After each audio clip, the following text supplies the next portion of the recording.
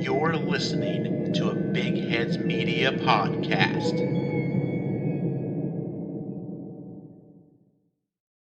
Tonight, I have nothing clever to say, but that's okay because we have a lot to talk about.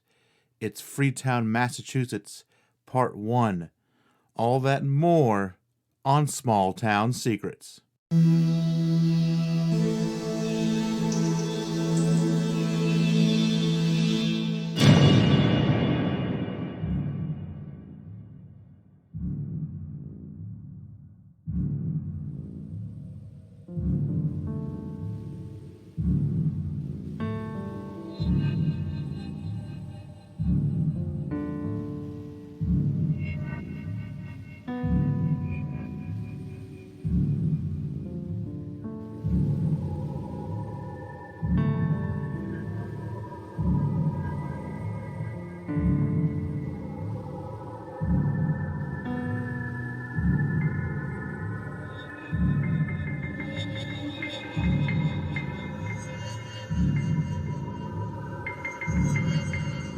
Loveland, Ohio.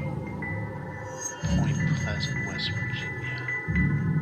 Van Meter, Iowa. Elkhorn, Wisconsin. Kecksburg, Pennsylvania. Gulf Breeze, Florida. Estes Park, Colorado. Hopkinsville, Kentucky. Amityville, New York. Every town has a secret. What is yours?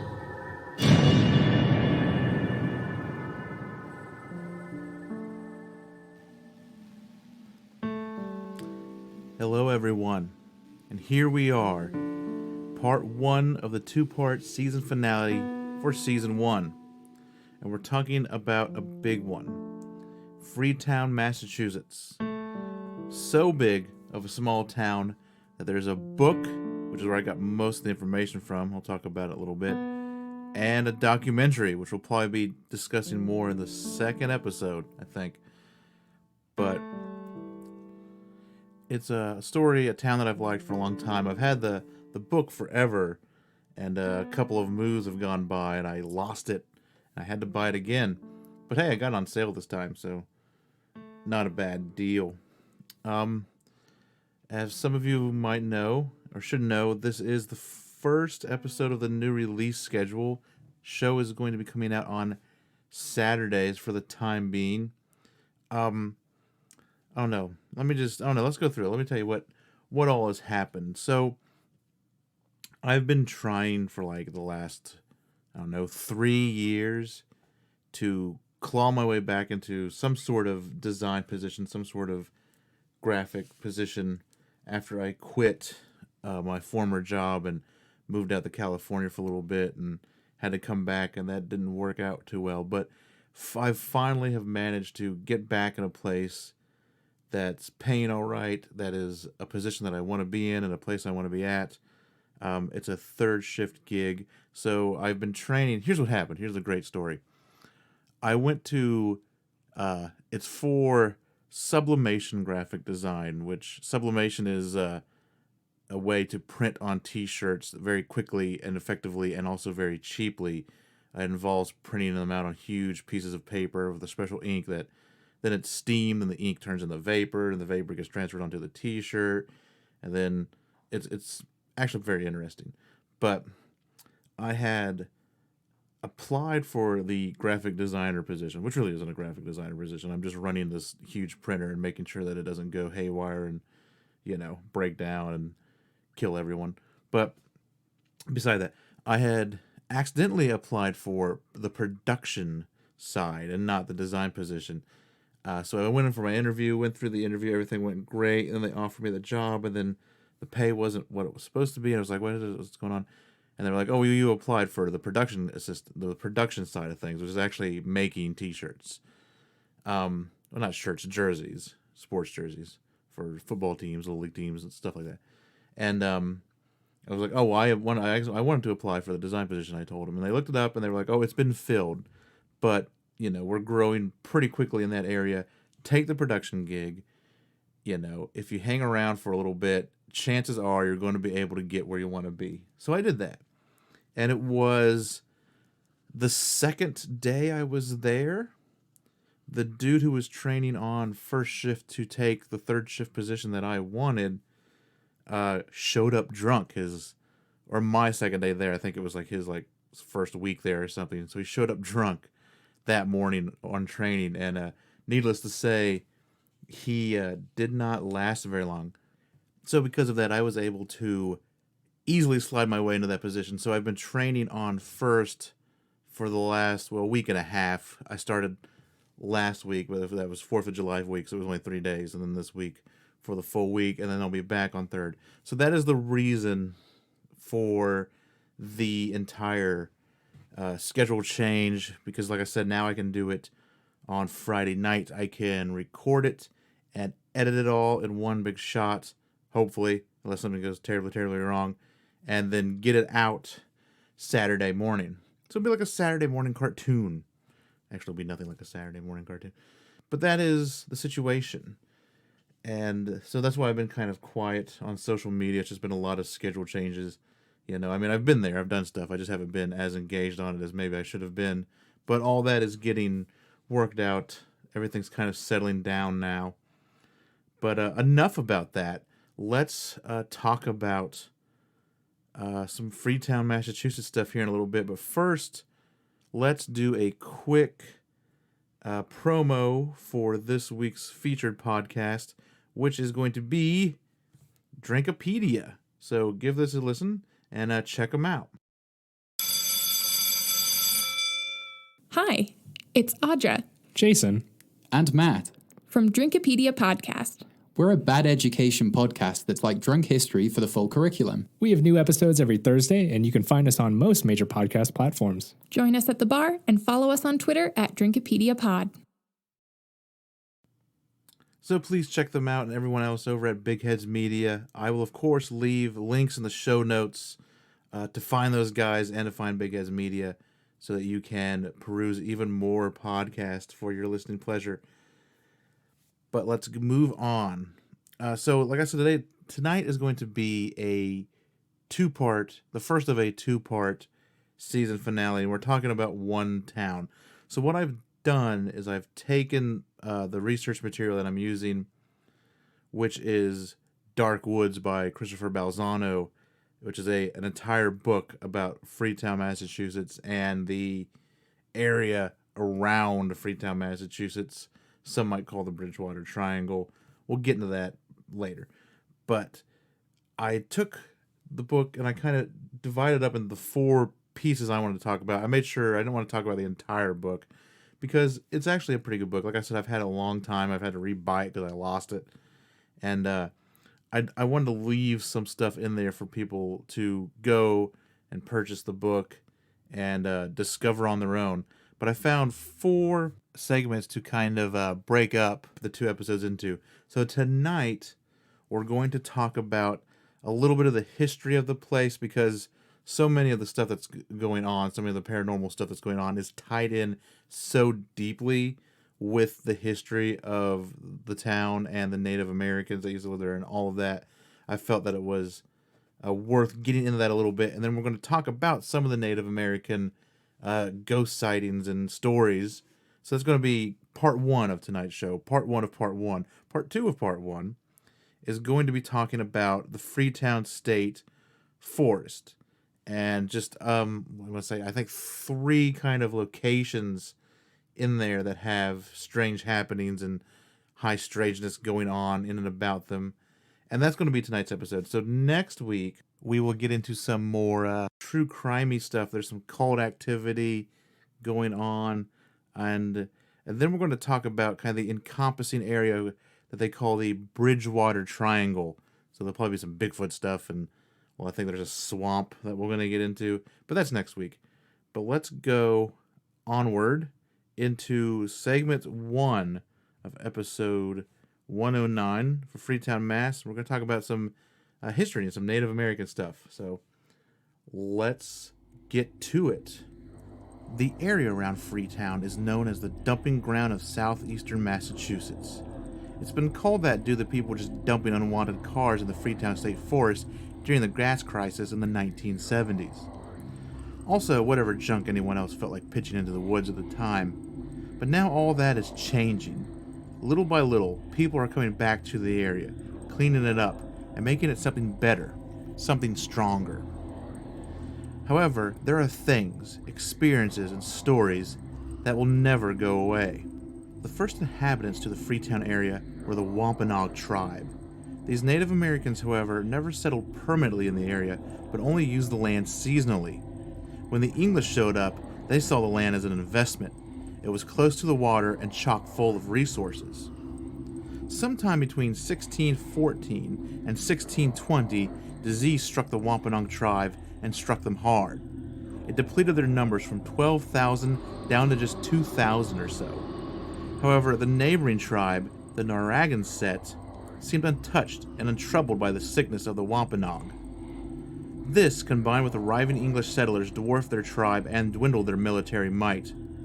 It would be the arriving English and their massive numbers that would become the real thorn in the side of the Wampanoag. It's the same old story. The British settlers came to the area and started pushing their own lifestyle and beliefs onto the Native Americans. Some of the Native Americans did convert to Christianity, but not many.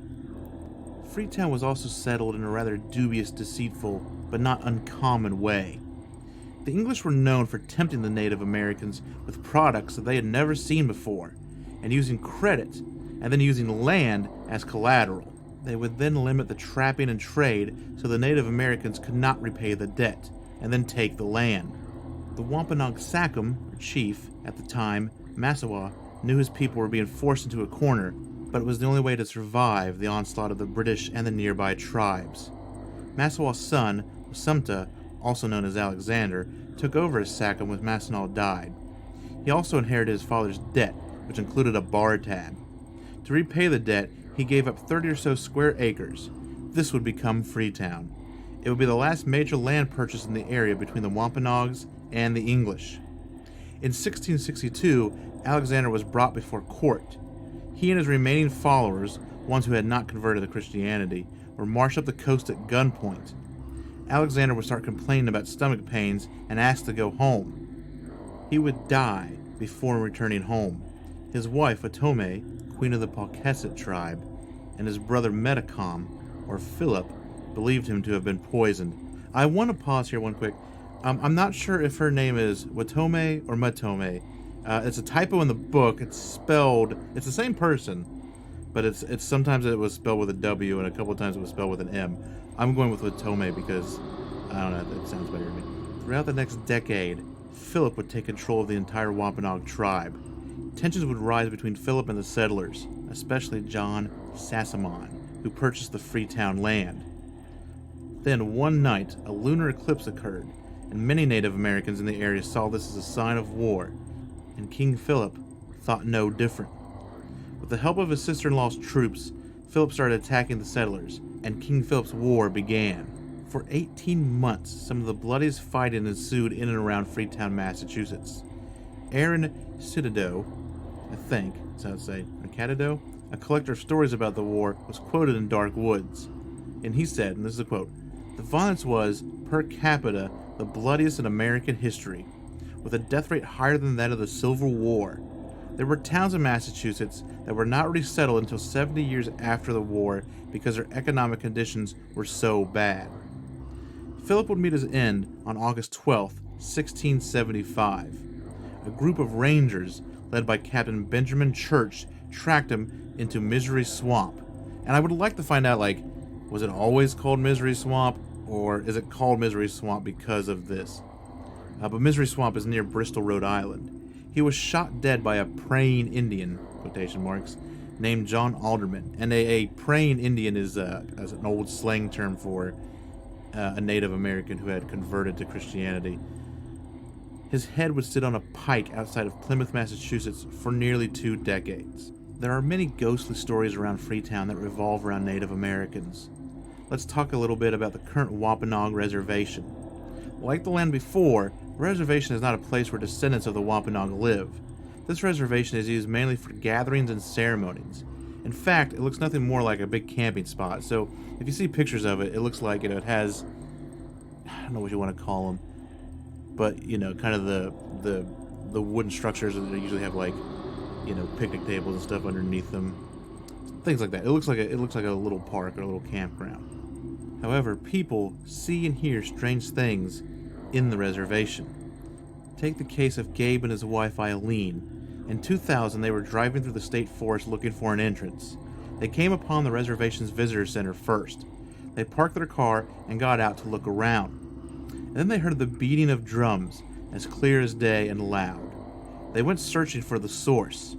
The sound of the drumming became louder and louder as they approached the meeting place, but there was no one there, and no drums either.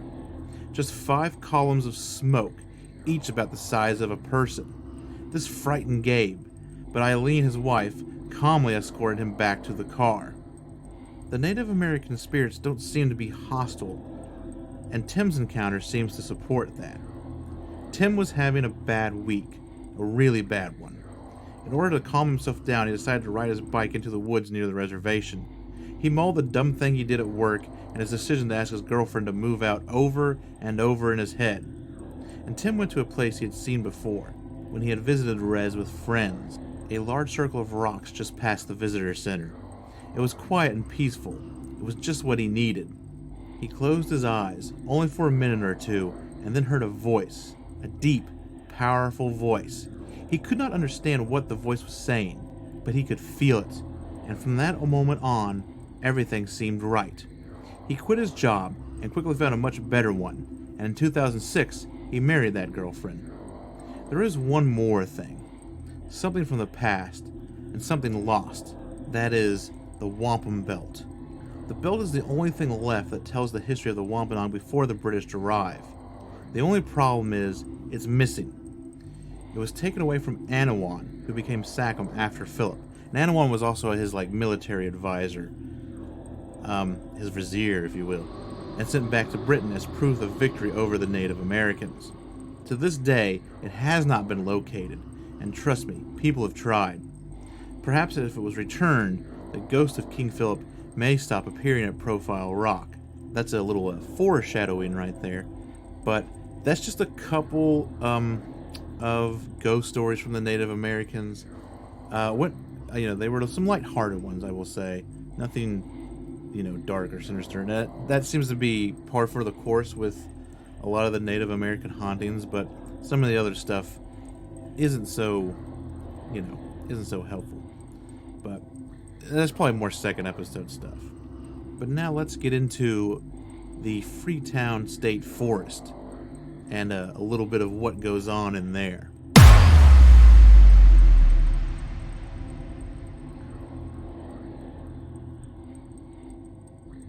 Freetown State Forest covers more than 5,000 acres and offers up 25 miles of hiking trails as well as horseback riding and dirt bike trails. It also has its fair share of strange sights and paranormal happenings. Let's talk about a couple few. Dighton Rock is a 40-ton boulder, and for many years it sat on the banks of the Tahltan River near Berkeley, Massachusetts. Technically, this is not in the state forest area, but they have a jurisdiction over it, or they did. For hundreds of years, it has instilled a sense of mystery to all who have seen it, and the mysterious markings and carvings that scar its surface. The stone may be the most inscribed rock in Massachusetts, perhaps in the entire country. Some of the markings provide evidence for settlements that may have existed before Columbus arrived in North America. The markings vary from letters to pictures to symbols.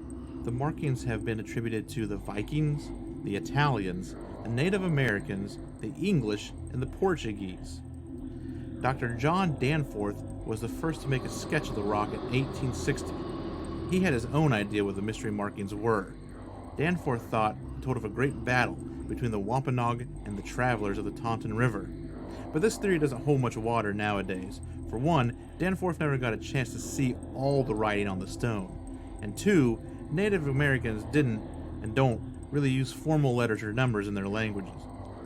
The most noted theory on Dighton Rock is that most of the markings were put there by the Portuguese. Some of the markings bear a strong resemblance to the Portuguese cross of the Order of Christ, as well as significant dates in the Portuguese style of writing, like a font or a typeface. I really don't know how to describe it because it's not a computer, but just the way they carved it was very in their style. However, the strongest piece of evidence is a name, Miguel Cordeiro, a 16th century Portuguese explorer. He came to the New World looking for his lost brother, and he never returned.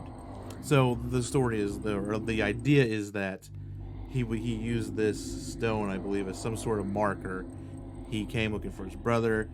He got lost in the area, and the stone is a way of him to be like, "Hey, I'm here. I was here. Come find me." Or, "This is my last will and testament. I'm writing this on this rock." Something like that.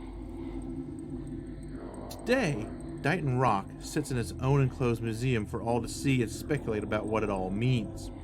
However, like most things in and around Freetown, it has ties to the paranormal. It has been said that sometimes a strange shadowy figure can be seen wandering outside the museum at night. It tries to get into the building, and it runs away if called out to or chased.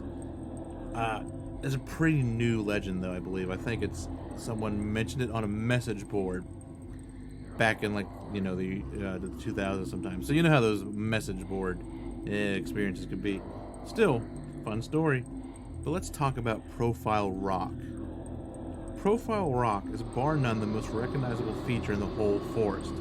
The rock formation is natural, but it's said by many to bear striking resemblance to Massawa, the aforementioned sanctum of the Wampanoag tribe.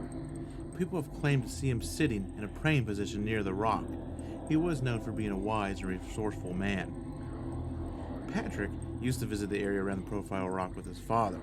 His father would paint and he would play around. Later in his life, Patrick went to climbing the rock. One day, while climbing, things seemed different. I think it was the first time I knew what my father felt. All those times with him, I'd always used the place as a playground. That day, though, I think I felt what he was trying to say with all those paintings. As Patrick climbed, he looked up to see a dark-skinned man with a shaved bald head leaning over the edge of the rock with his arm extended. Patrick looked down, and then back up, and the man had vanished. Could this have been the ghost of King Philip? Legend says that Philip spent the night before his death at Profile Rock. He knew his time was growing short, and he was losing the war. Could this be why he now haunts Profile Rock? And if the wampum belt was ever returned, would he leave Profile Rock? Lastly, I want to talk about the Ledge. Its name has an ominous feel to it, and for good reason. Its actual name is Assenet's Ledge. For decades, it's been the teen hangout, the place to party and drink and fish.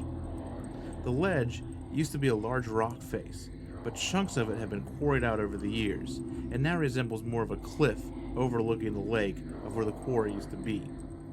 The Wampanoag were not fond of the area and avoided it altogether. Over the years, there have been many unexplained deaths, from drowning to falling. In 1997, Darren was fishing with some buddies when they noticed what they described as Wampanoag Native Americans. The friends watched these apparitions disappear and reappear at random spots at the ledge, each time getting further and further down towards the water. Several people have also tried to kill themselves at the ledge. The odd thing is, some of these unfortunate people seem to be in a different state of mind. There have been recounts by survivors about feeling an overwhelming pull towards the edge. Some who have jumped have had no evidence of suicidal thoughts or depression. It's as if something takes hold and compels them to jump. There's also, I didn't really get into it, but there's also some stories of puckwudgies tricking people over the edge. But we'll get in. There's going to be an episode, I bet, once I can dig up a town about puckwudgies. We'll get into puckwudgies sometime. People have also reported seeing lights in the water below. Cindy saw one of these strange lights in 2003. While partying at the ledge, some friends and her were looking over the edge when they saw a bright orange light rise to the surface. Just before breaking the water's surface, it seemed to fall back, as if it had given up. Cindy then hears a woman scream and a splash, but neither her nor any of her friends saw anyone fall or jump from the ledge. All the strange happening at Assenet's Ledge may be attributed back to when the place was a quarry. Back in the early days of the quarry, an on-site blacksmith was working with explosives. It was too close to where they housed the dynamite for blasting and caused a massive explosion. The blast killed several men and forced the quarry to shut down. And I want to jump back to the story about Darren and his fishing buddies seeing the Native American ghost. It's pointed out in the book, and this makes a lot of sense, that if he saw these things, they probably weren't the ghost of Native Americans, because one, they didn't hang out there, and two, when they were around, it wasn't a ledge. It wasn't a ledge until the quarry came in and blasted it into a ledge. Before that, it was just kind of a sheer rock face. So for them to kind of be haunting this edge of the ledge going down towards the water, it just wasn't there. It doesn't make any sense. So could it be more of, maybe they didn't see Native Americans. Maybe they saw the ghost of a couple of quarrymen who lost their lives in this explosion. And that is a few of the more interesting spots in the Freetown State Forest. And there'll be some more Freetown State Forest talk in the next episode, I believe. So we're not leaving quite yet, but we're going to wrap up this segment of the show, and we're going to come back after the break with the local headlines, of course.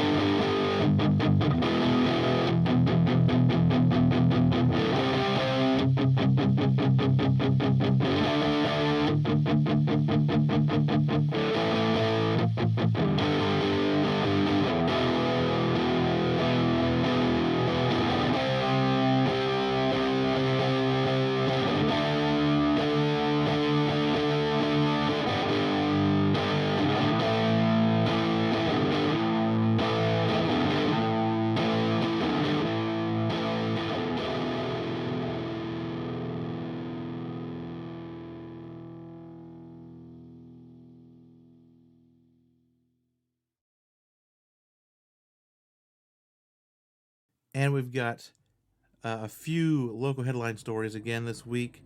This first one is from the Daily Mail, so take it as you will, but I did see it pop up on other places. The headline reads, "What on earth is that? Man is baffled to find a bizarre alien-like winged creature crawling across the ceiling in Indonesia."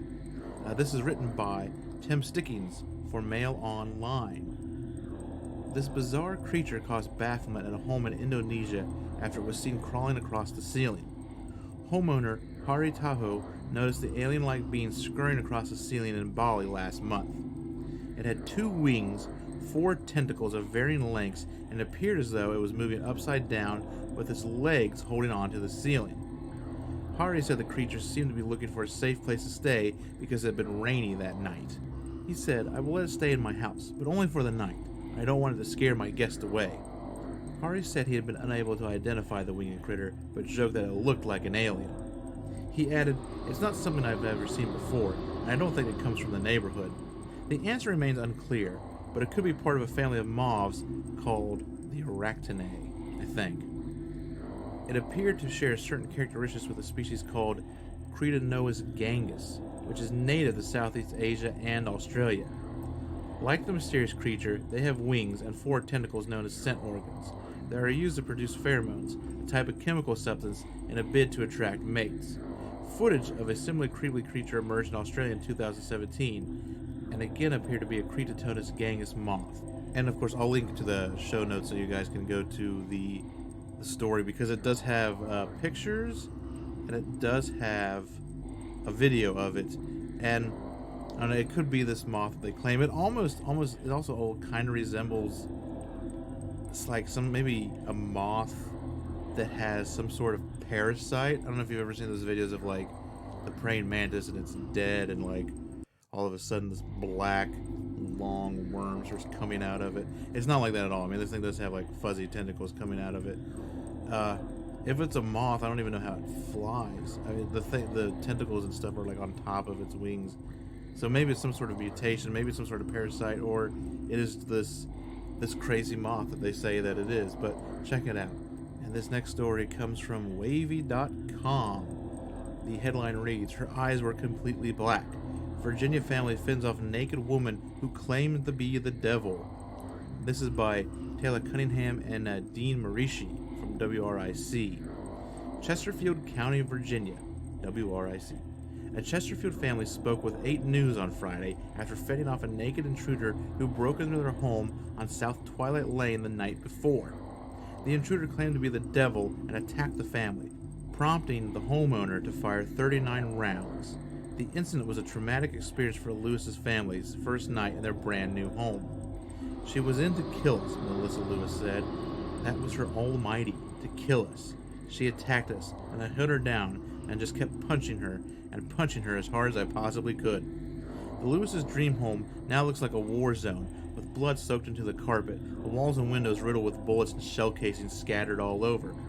"I said, 'Who are you?' Lewis's husband, who did not wish to go on camera, explained. She said, 'I need your help. Please help me.' I said, 'Get out of my house.' And she goes, 'I'm the devil.'" The homeowner says the woman, who had a blue ponytail, broke into the basement around 10:30 p.m. on July 4th. The family says she was laughing menacingly and refused to leave.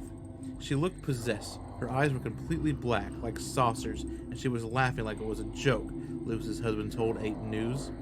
Fearing for her life, the father of 3 grabbed his pistol and gave a verbal warning to the woman. With his family sleeping upstairs, he opened fire on the intruder. Lewis said the woman aggressively charged him with superhuman strength. "She was not stopping," he said. "She had the strength of 4 grown men." When he ran out of bullets, Lewis began throwing furniture at her. His wife and children eventually jumped in and attempted to stop the woman. The intruder didn't stop until one of the children, Lewis's 12-year-old son Logan, shoved a wrench into her neck. Police arrested the intruder, and she is being treated and evaluated at the hospital. The Lewis family left with bruises and bite marks. "I'm scared to go in there. I won't even go into any room by myself. I'm terrified," M. Lewis said. Detectives told the family that the suspect lives nearby and will eventually be charged with robbery, breaking and entering, and attempted murder. She is currently in the ICU with severe head trauma. And once again, I'll link, there are pictures on the side of broken windows, and just, I mean, it looks like someone took like a hammer, and just all over the walls. Moved in on July 4th, and one night in the house, and that's what happened. And this last one is from mysteriousuniverse.org by Paul Seaburn. Giant mysterious creature reported in Lake Michigan during a storm. When it comes to compiling a list of monsters residing in the 5 Great Lakes, fans of Lake Michigan usually respond with some comment about the great fishing, which it has, or change the subject to the Michigan Dogman. That's because Lake Michigan, and there will be a Michigan Dogman episode, by the way. That's because Lake Michigan has no famous monsters, just a few rumors. It's so bad that the Lake Michigan Monster 2018 film is more comedy than horror. All of this may soon change. With an eerie, not eerie like the lake is how they're doing it, video from a closed-circuit camera on Lake Michigan Pier showing what looks like a giant sea monster or serpent trapped near a lighthouse during a severe storm before finally freeing itself and swimming off. A real Lake Michigan monster, aquatic dogman, the world's largest blob of seaweed? Michigan resident Tim Wenzel posted the video on his Facebook page, hoping for help in identifying what he called the Lake Ness Monster. For perspective on its size, the lighthouse in the video is, I'm going to butcher this, is the Charlevoix South Pier Lighthouse. Maybe I didn't butcher it. I might have pulled that off. I don't think I did that.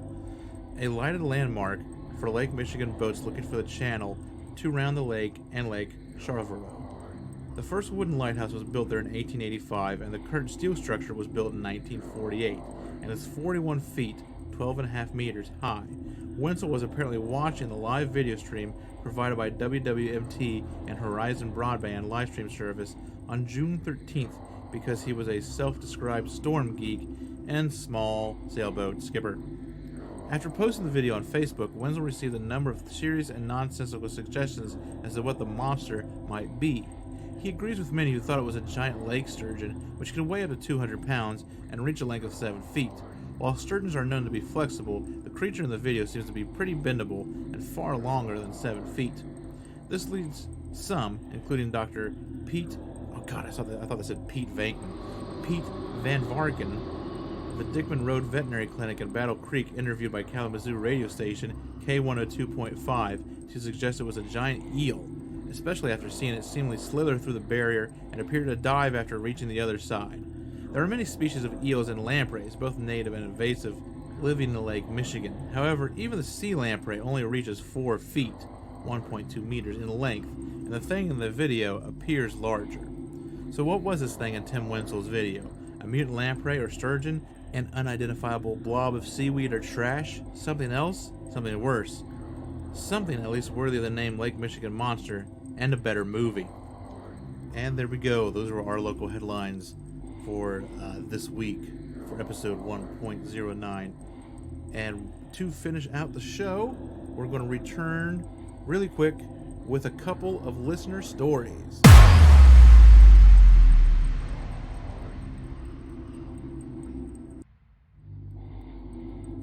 And tonight I have two short and sweet listener stories to share with you. The first one I got a few weeks ago from the Facebook page, and just got around to doing it. It's been sitting in the listener story bank for a little while, but we're ready to break it out. And this is from William McDowell, and he lives in Wilkes-Barre, Pennsylvania. Last night I was walking along the new levee in Wilkes-Barre, Pennsylvania, between the Black Diamond Bridge and the Market Street Bridge, magnet fishing. And about 25 feet ahead of me, I heard a huge commotion in the water. I was using my phone, so I could not spotlight the beast, but I seen the outline of him reflecting off the city lights. This thing made one thrust of its body, and it was enough power to get him to the middle of the river, and then splashed twice in the middle, making a loud commotion of just sheer power. I could tell just by the riptide that this thing had to be 15 to 20 feet. That was incredible and completely unexplainable size. And the next one, I guess, is also from Spacebook. It's so much better than Facebook, and this is a little tale from Bryson Summers. He wrote me, "We have the Witches Circle in Daleville, Indiana. I don't know if people still go there or not, but when I was in high school, it was super creepy." And then he directed me to a blog post that talks about it a little bit, and has some pictures of it, so I'll link that in the show notes so you can take a look at the pictures. But this is what the blog post says about the Witches Circle. It is said that people have seen outlines of a white woman figure here. There's also a myth that the red splatter on the road is where someone was murdered, but people say it's just paint. Also, it is said that an old man that used to live close to the Witches Circle still haunts the place today, and it is said that the witches still go there to do witchcraft. It is said that if you walk in a straight line past the gravestones, you will count 13 headstones, but when you walk back, you'll only count 12. Just a legend. My sister said it happened to her, and when she went to the Witches Circle, she heard a little girl whispering, but she was with her boyfriend and 3 other people. If you go to the Witches Circle, definitely worth the trip. You just gotta watch out for police when you go at night. They will get you for trespassing. But beware the owner. He has dogs and lets them loose if he believes people are here because they are trespassing. And there you go, a couple more of our own small town secrets. Short and sweet, but I liked both of them. And we're gonna wrap up the show, I think. So, yeah, that is episode 1.09, the first part of the two-part season finale of season 1. Once again, if you like the show, if you're enjoying the show, please rate, review, subscribe on your podcatcher of choice, especially if it's iTunes. If you like the show and you want to support it, you don't want to spend any money, the best way to do it is just to tell people. Share it on social media, tell a friend, word of mouth. Just, if everyone told one other person to listen to it, it would, a thing would happen. I don't know, butterfly wings and tsunamis or something, and we'd get a bunch of listens. But that would help out the show a lot. If you want to support the show and possibly spend some money, go over to stscast.com. There is a merch tab full of t-shirts and apparel and some stickers and all sorts of stuff. Also on STScast, you can do a bunch of other stuff. You can look at the show notes for pictures and links to everything that we've talked about. You can find a submission form at the bottom of the main page to submit your own small town secret. You can do it that way, or you can get on me on social media if you have a story to share, and I'll get the social media in a second. Actually, at the bottom of the page, there's also social media links. So, social media, like I just mentioned, social media. Hey, everyone, social media. Who's we? I am at STScast, both on Facebook and Twitter. Twitter's where I'm most active, so that's at STScast for both of those. I'm also on Instagram, and this is the different one. This one is stscast.gram. Once again, most of the time you can find the pictures that I post on the website also on Instagram in a story or in a post or something. But that's the best way to really keep a track of the show, especially on Twitter. Twitter is where I'm always kind of at. And yeah, that is, I think, pretty much a wrap for this episode. We'll be back with episode 10 in a couple weeks. We're going to talk some more Freetown, Massachusetts. We're going to get into some other stuff about the area. I think it's going to be a fun season finale. And then after that, I'm going to take a few weeks off, like an extra week, and I'll let everyone know what it's going to be and what's going on. But until then, remember, every town has a secret. What is yours?